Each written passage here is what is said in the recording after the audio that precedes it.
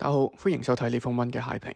今日想同大家介紹嘅係 Adidas 最新出嘅 Super Trainer Adidas Hyper Boost Edge。首先多謝 Adidas 提供跑鞋，但係過程中冇收取廣告費用，所以評價偏向中立。然後就講下基本資料，佢咧嘅價錢係1499，US8 嘅重量係255g，鞋嘅六尺咧係6mm，鞋踭45mm，前掌39mm。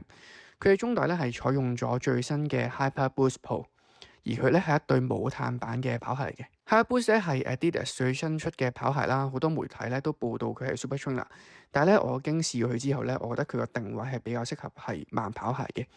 而佢嘅中底啦，軟硬適中，唔係踩屎感咁腍嘅跑鞋啦，亦都唔係太硬嘅，適合咧日常慢跑或者咧跑一啲長距離嘅半馬或者全馬速度嘅 tempo。而我咧就未着過佢跑長課嘅，咁所以咧一啲高均速嘅長距離就唔係太清楚究竟啱唔啱着啦。如果有人着過佢嘅話咧，都歡迎喺留言嗰度講下究竟佢好唔好跑。最後有一樣要注意啦，就係好多媒體啦，包括我啦，都覺得佢腳眼嘅位置咧比較硬嘅，跑步嘅時候咧就唔好覺嘅，但係行路嘅時候咧有少少頂住隻腳啦，刮佢嘅情況，好似咧用咗鞋踭嘅物料放喺個弧度位嗰度嘅，相信咧下一代就需要好好改善下。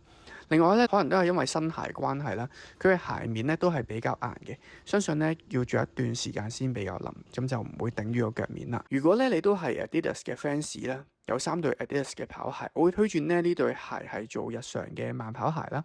咁你3對鞋嘅組合分別就係比賽鞋咧係用 Pro 4啦，練習鞋用 Evo SL， 慢跑鞋就係呢一對 Hyper Boost 嘅。有啲人咧會將佢同 Super Blast 3去做比較啦，但係因為我就未着過 Super Blast 3嘅，咁所以咧就比較唔到啦。咁今日嘅鞋評就去呢度，多謝收看，拜拜。大家好，我同 WhatsApp 出咗一件今日慢跑主題嘅跑步衫 T 恤，適合日常慢跑。背心使用咗 WhatsApp 最高規格嘅布料，黑晶竹炭面料，適合比賽日穿着。如果大家有興趣，都係上去 WhatsApp 嘅網站購買。多謝收睇，如果想睇多啲跑步資訊，歡迎去我 IG。如果想睇更深入嘅跑步 program，歡迎去我 Patreon。而家仲有7日免費試用，多謝收看，拜拜。